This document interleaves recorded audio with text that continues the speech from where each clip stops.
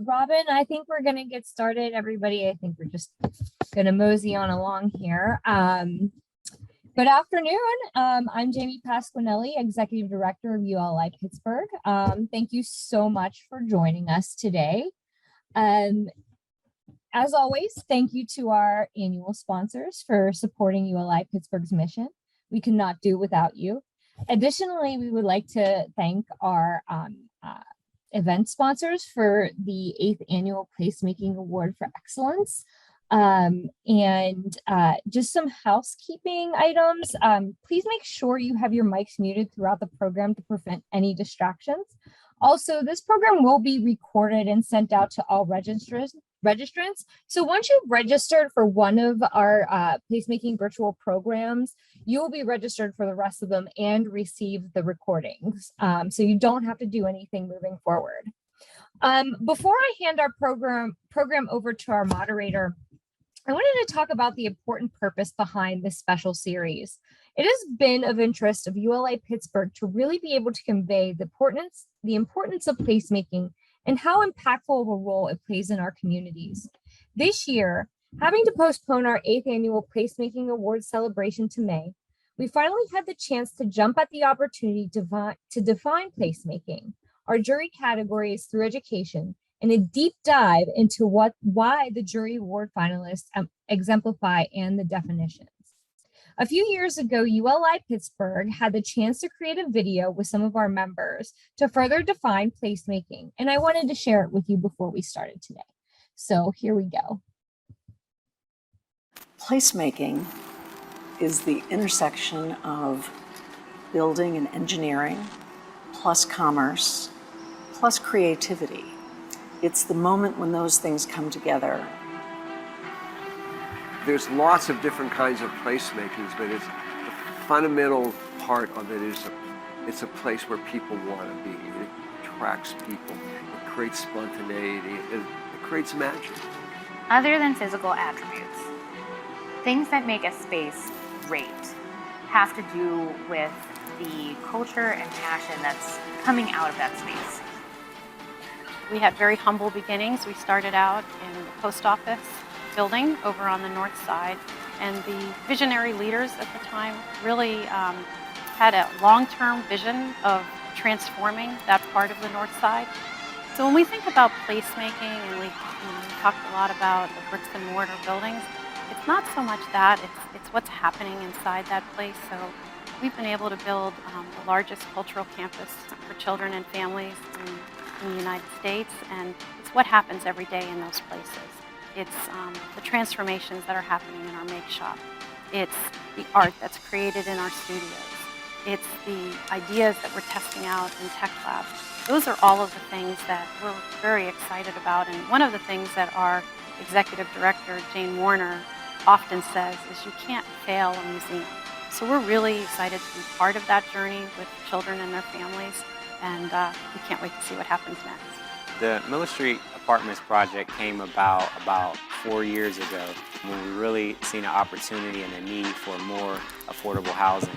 We found the site in the Hill District, and we worked with a church community to have some liens forgiven, and then had to submit the project to PHFA, the Pennsylvania Housing Finance Agency, to compete for tax credits, where we competed against developers across the entire state of Pennsylvania. By the grace of God, we were one of the ones selected. I really felt like this was an opportunity to really bring a higher standard to affordable housing. It's an investment in the future.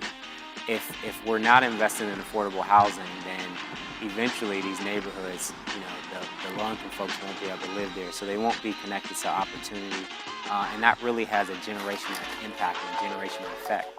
Placemaking is all about imagining a space from the user's point of view and creating a space where employees want to come and work, shoppers want to come and shop, and families want to come and live. And we all want to return to it. Assemble was started in 2011, and this idea started off as a Google document. And it's a startup nonprofit where we do things for big kids like us and little people who are under 18, and It's all about building confidence through making, uniting artists, makers, technologists, and learners to come create, connect, transform, and learn together. We bring in folks from universities and other organizations and place them in a very everyday space, a storefront. So on the kids' way home from school, they can come and meet a scientist, they can meet engineers, and also see how they might be through an engineer as well. It's not only important, it's essential. Cities are succeeding today because talented people want to live in those cities. Participating in ULI placemaking, you get to see how different developers, different investors, different placemakers create new spaces that the communities can participate in and be a part of and use for many, many decades. Well, the history of Shiloh Street in the Mount Washington area dates back to the late 1800s when the Monongahela Incline was first built in 1870. That's when Shiloh Street boomed and the commercial district evolved just beyond there. However, in the mid-century of around the 1950s, there was a plan to revitalize Grandview Avenue, and high-rise residential buildings and radio towers cut the business district off from Grandview Avenue. So the Mount Washington Community Development Corporation for decades now have been trying to reestablish that link between the biggest tourist attraction in Pittsburgh, first day attraction where we see over 1 million visitors a year, into the heart of the district, into Shiloh Street. I think what makes a place great is diversity. In order to have an exciting business district, I think there needs to be a diversity of business types and the people that make up those businesses, so that when people are coming to that business district as a destination, there's something there for everybody. For cities to be successful, I think their leadership, whether it's public or private leadership, needs to have three characteristics. They need to be nimble, they need to be curious, and they need to have an appetite for risk. So they're small little places, they're whole neighborhoods, but it's about creating vitality in a place where people want to be. And you see that's what's making cities successful today. And you see a lot of that happening in Pittsburgh. Developing places is incremental. It is one thing to have this vision and want it all tomorrow, but it takes time. And it's taken us decades to get where we are and to see the success we are right now. Developing a place has to do with consistency, trust building, and just being present and part of a neighborhood. Special places make the city of Pittsburgh exciting. It creates a special place for whatever reasons for people. It could be a place of contemplation, it could be a place of joy, it could be lots of different emotions that it touches people. Placemaking is essential to creating healthy communities. Placemaking is essential to transformative thinking. Special places make the city of Pittsburgh a great place to be. It changes people and engages people in the city.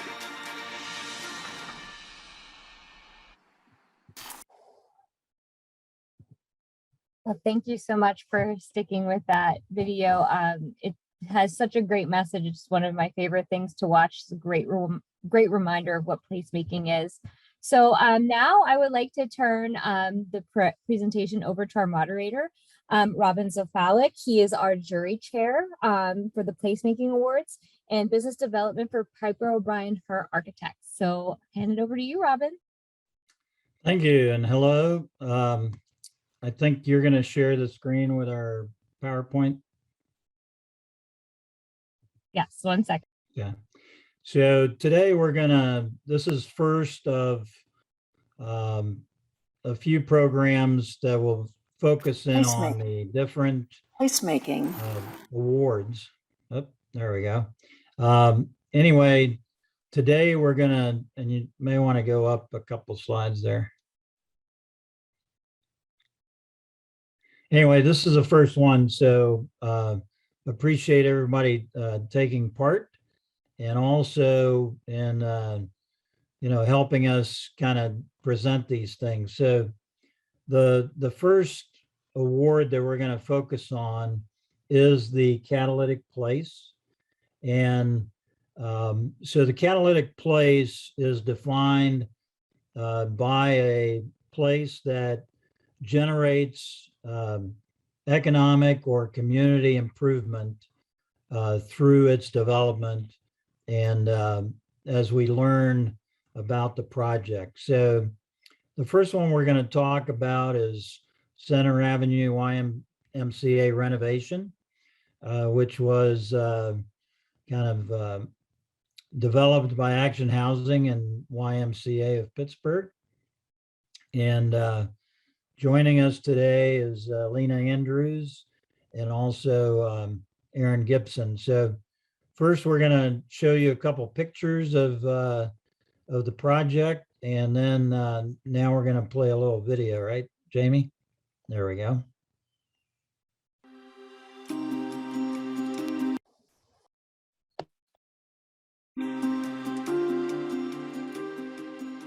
When I came home from prison, the YMCA had gave me an opportunity.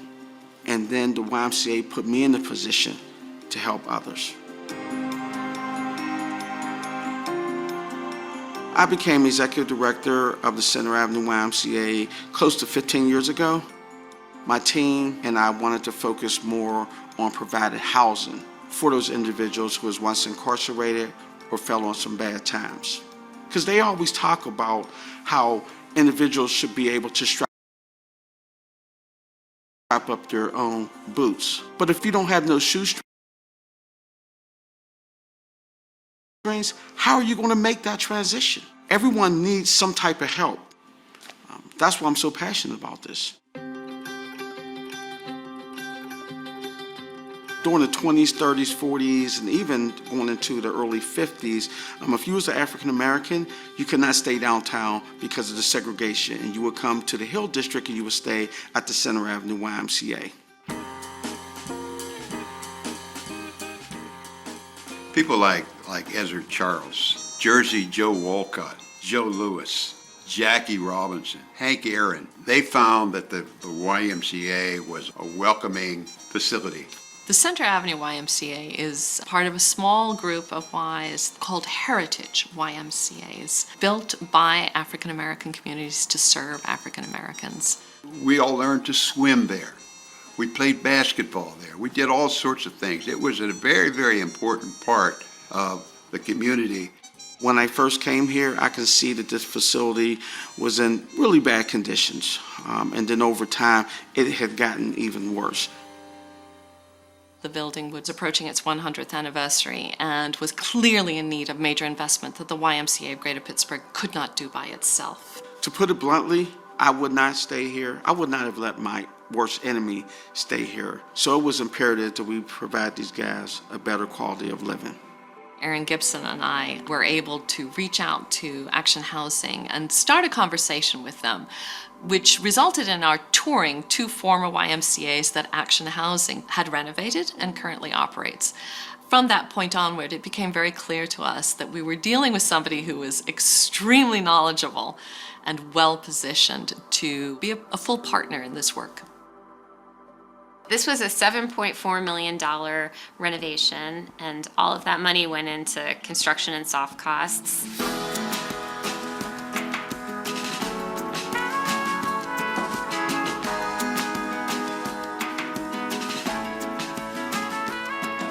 There's new, pretty much everything, new roof, new finishes, new mechanical system, new elevator, new paint, and brand new furniture in every room.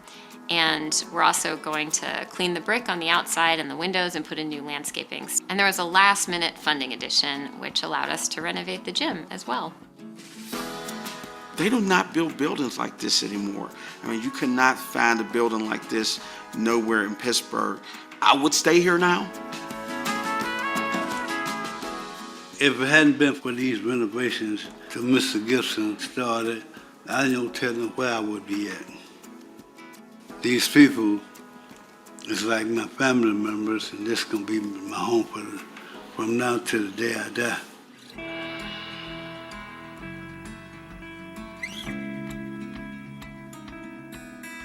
The primary mission of this project was to create a healthy and supportive living environment for the men who live in the building. But for Action Housing, that shows the value of preservation and investing in existing buildings. Our cost per unit on this project was lower than it is for a new construction. Pittsburgh is an older city, and we have lots of aging buildings, and a lot of those could be used for affordable housing. When I think about the future, I think about all the men that we serve to help transition them into affordable housing. Because those men, they're your brother, they're your uncle, your father, your grandfather. They are real people. That's going to impact our community, but we have to work together to make that happen.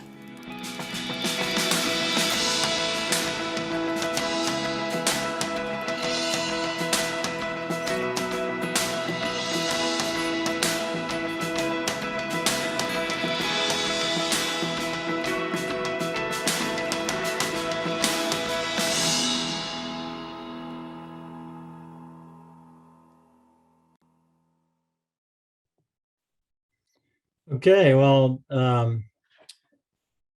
good. What we'll do now is have a discussion about the project. And as you can see in the video, we truly, I think this project so well represents the ideals of the Catalytic Place Award and deserves to be a finalist for the 2021 Placemaking Awards.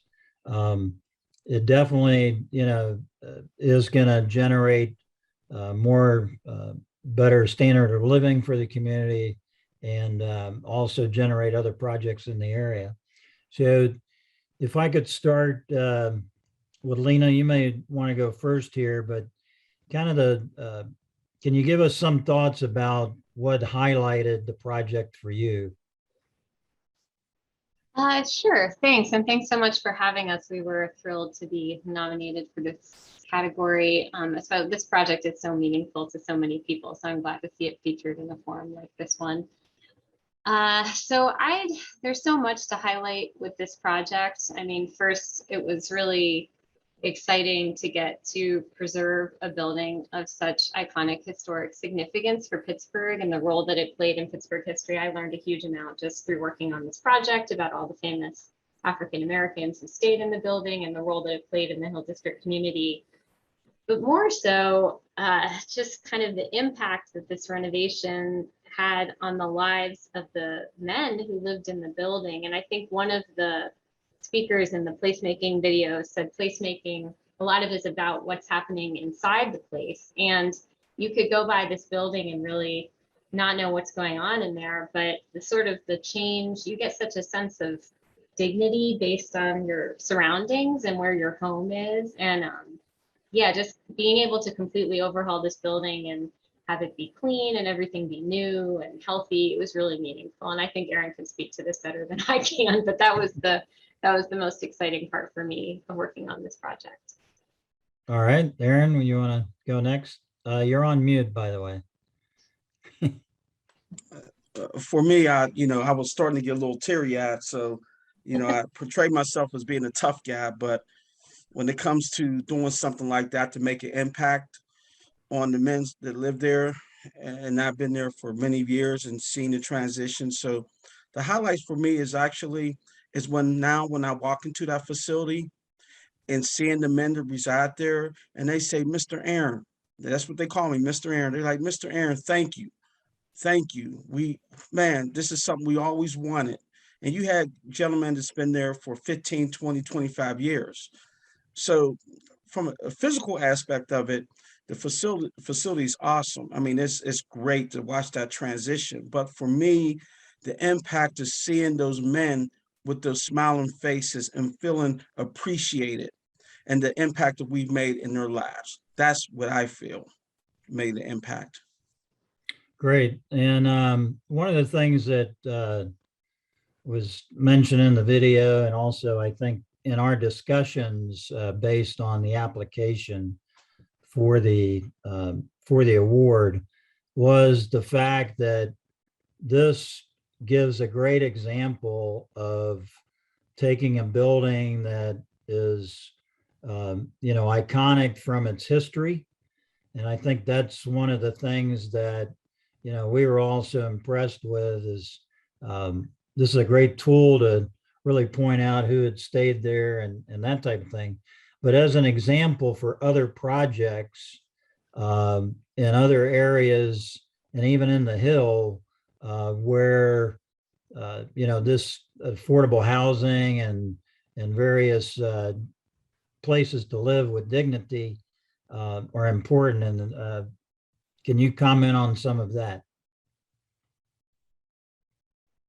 Yeah, I think buildings like this, I mean, if we hadn't been able to do this project and Pittsburgh somehow lost this building, we could never get it back. You're never going to get that history back or that significance. So it's so important to invest in these buildings before it's too late. And yeah. I think the other thing, Lena, that you had mentioned was the cost of per unit. That was very good. And I think, a lot of these projects, when you go into, these types of projects, cost is always a subject that people seem to think is is not going to have the project go forth. And yet you were able to kind of captain this project through it a very economic way. Yeah, we were. I mean, this project costs less than half as much as a new construction project that I'm working on right now somewhere else in the city. And yeah, and the impact that it's having, it's 74 units. So that's 74 men whose lives are going to be changed by that investment. So it's really an investment in people. It's an investment in a building, but I always saw it more as an investment in people. And also we have to realize we're keeping the rich history of the YMCA. It's no longer called Center Avenue YMCA, but at the same time, people know the relevance of that facility in that community. And just think about the change that we're going to make in that corridor, because we have taken an old facility, did capital improvements, major renovations, and now that's going to get others to make that investment into that corridor. So that's very important. Yeah, and that's one of the things that we recognize. It's always tough to be the first. And, so I think this will definitely motivate other development. It'll also keep some affordable housing in the Hill. If markets continue to change and more people are investing in the city, that's great, but we need places to live for everybody. So we're guaranteeing to have long-term affordability in the neighborhood. Okay. Any other comments you guys would want to make before we move on to the next finalist? Aaron, do you have anything? Yeah, I would just like to say that, I'm very appreciative of just being nominated or being part of this whole process.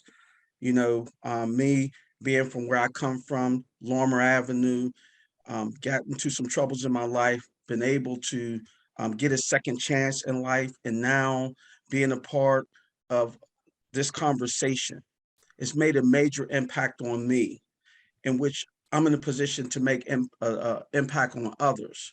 So just being a part of this conversation and being part of this process and seeing that we're making ourselves relevant in the community is real. And thank you for that opportunity.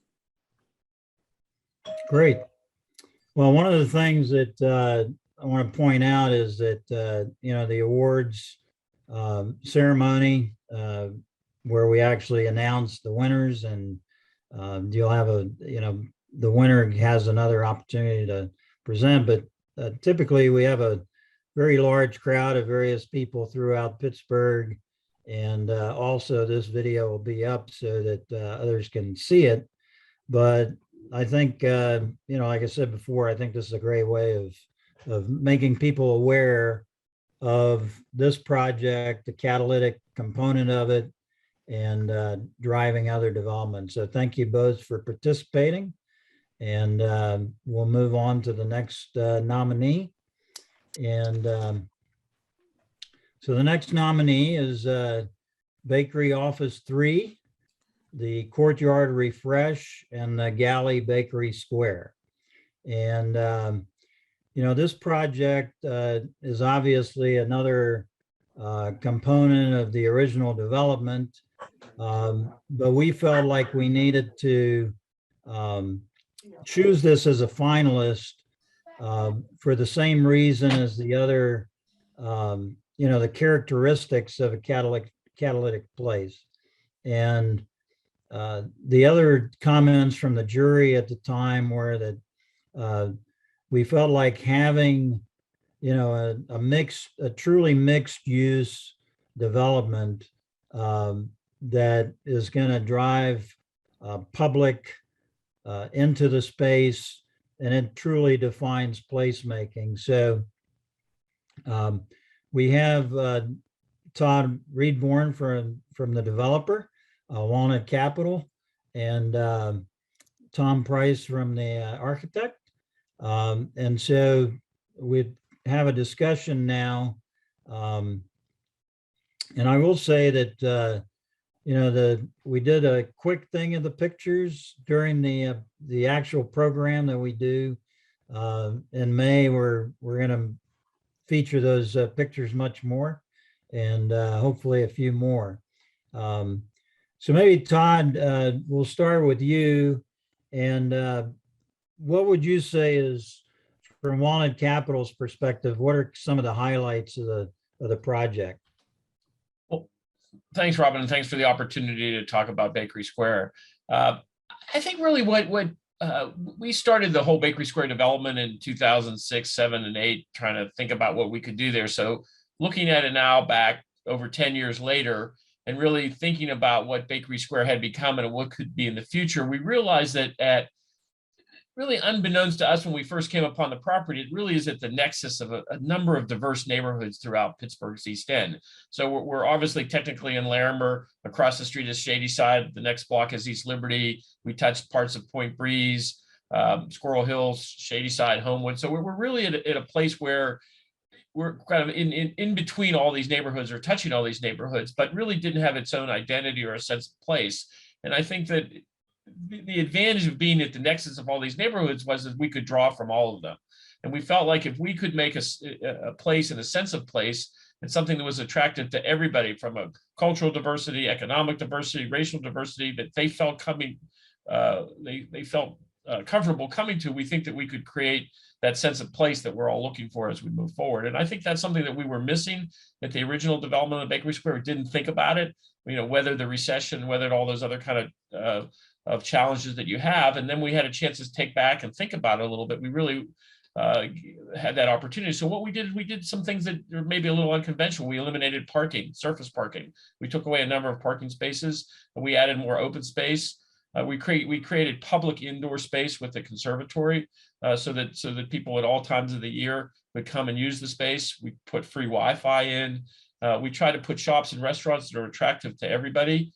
We created the Galley Food Hall, where there's 4 different offerings, including one that is owned by 2 young women from Larimer that had their first opportunity to be in business as a restaurant. They were caterers and home bakers, but really gave them the opportunity, with some other funding from the URA and others, to have a chance to attract people from their communities as well to come to Bakery Square. So when I sit there today on a Saturday or Sunday afternoon, and I see people walking with their strollers and their dogs and their babies, and people from all walks of life and every possible cultural diversity that you can see, it really puts a smile on our face, because I think we've sort of accomplished that goal where it feels like a safe place for everybody.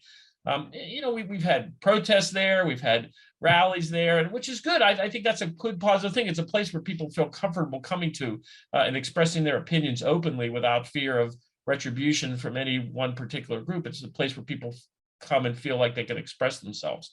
So from that perspective, we're pretty happy about that. And I think that, obviously the architecture and the setting helped us a lot. And I'll turn it over to Tom to talk about that a little bit, because I think the architecture and the placemaking that we thought about when you pull it off is what draws those people there. Tom? Yeah, thanks, Todd, and thanks to the ULI and everybody. We're excited to be part of this as well. And it was great to hear the YMCA team's piece of it.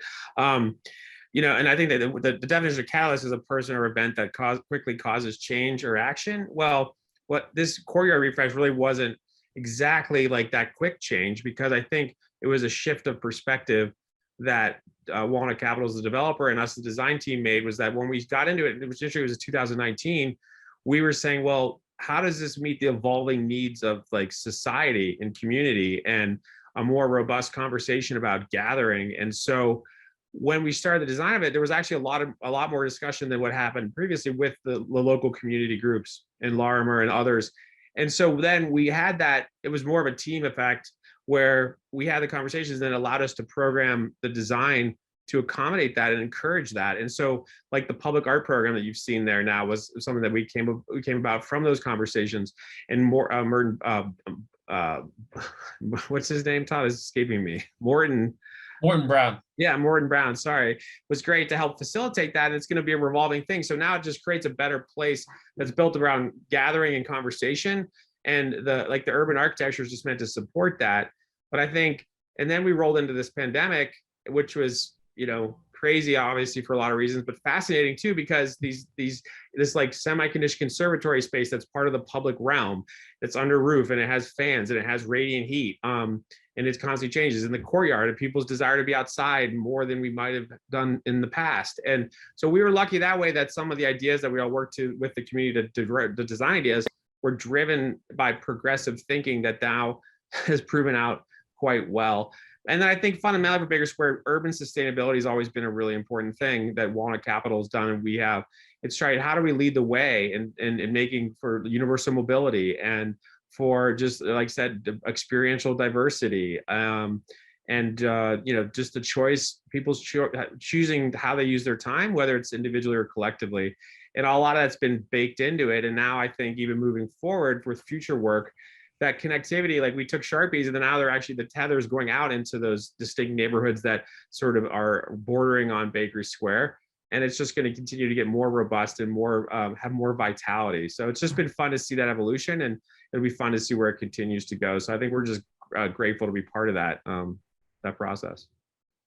Great. Well, appreciate those comments. So talking about connectivity and kind of in the future and where this is going, can you, now that everything is operating, I guess the first question is it kind of meeting the expectations that you had, or the vision that, when you decided to kind of take this to the next level?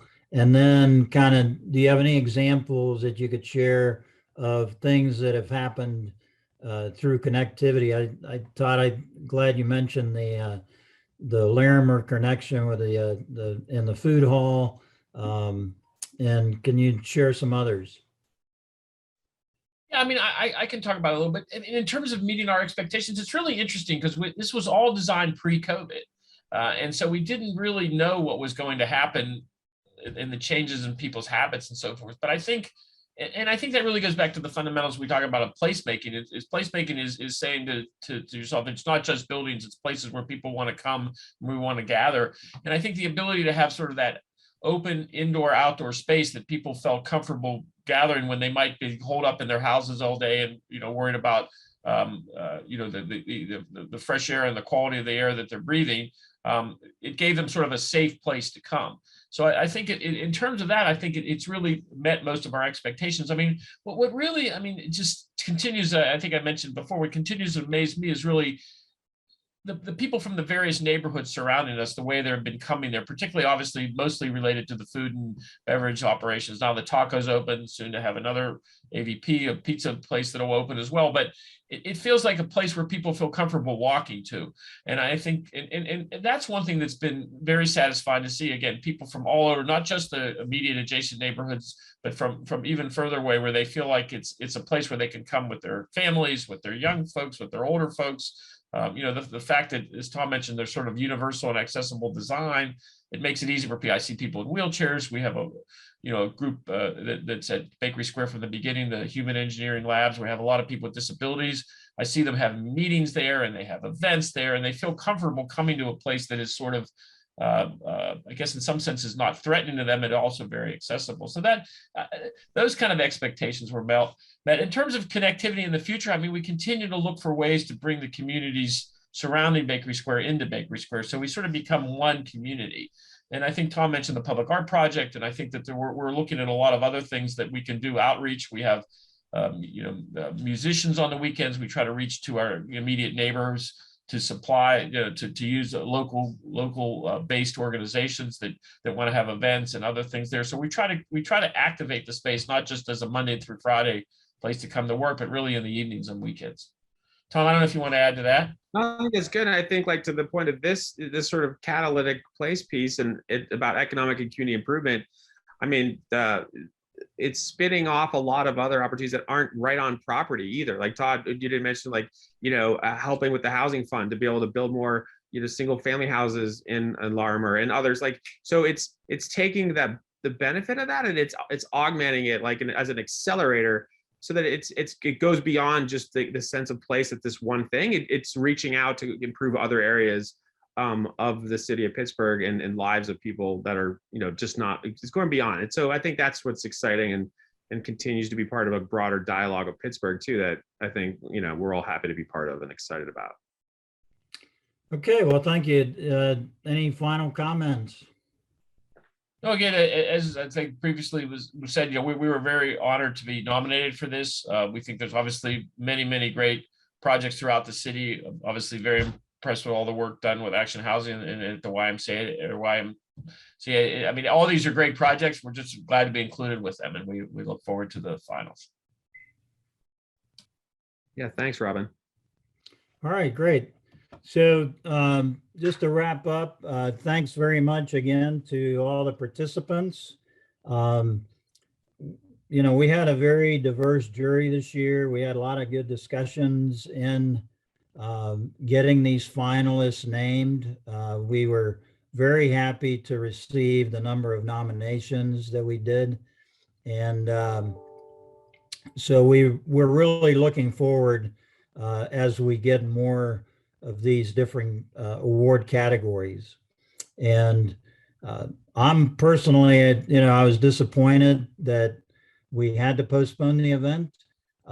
However, I think this idea of getting each of the award categories and the finalists an opportunity to, take a more deeper approach and information on the project's going to be a wonderful thing.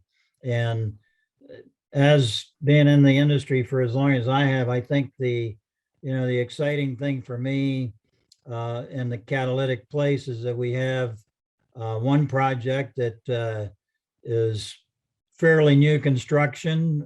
There was some renovation, obviously, but and then we have a project that has a great legacy and preservation. So even though they're both very worthy and have the same catalytic characteristics, two very diverse projects. So again, thank you.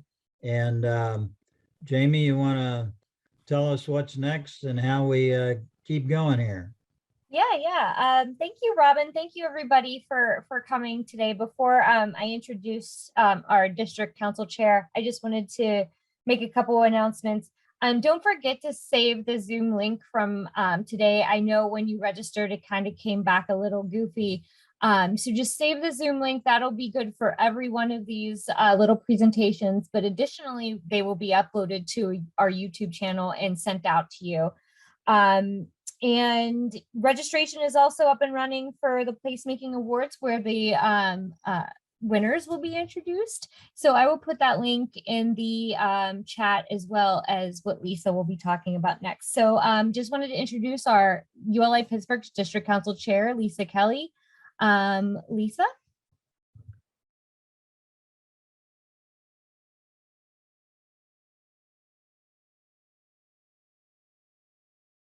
Lisa, I think you're on mute.